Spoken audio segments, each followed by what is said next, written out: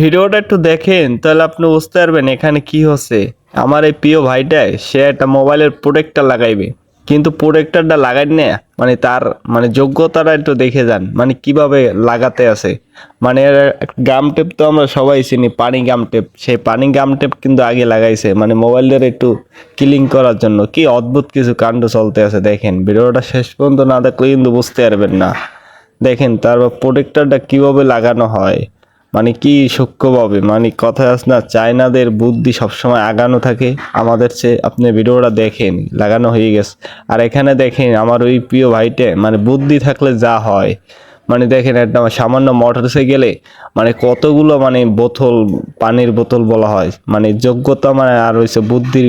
যে কোনো কাজেই বলেন না কেন, বুদ্ধি ছাড়া কিন্তু হয় না। আমার এই ভাইটাকে দেখেন, মানে বুদ্ধি দিয়ে কতটি বোতল মানে একসাথে করে কিন্তু লইতে আছে।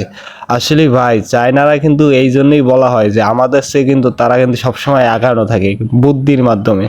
দেখছেন মানে কি অদ্ভুত ভাবে, মানে একটা মোটর সাইকেলে মানে কতগুলো পানির বোতল নেছে, যা একটা মানে বড় একটা গাড়িতে ভরা যায়। ভিডিওটা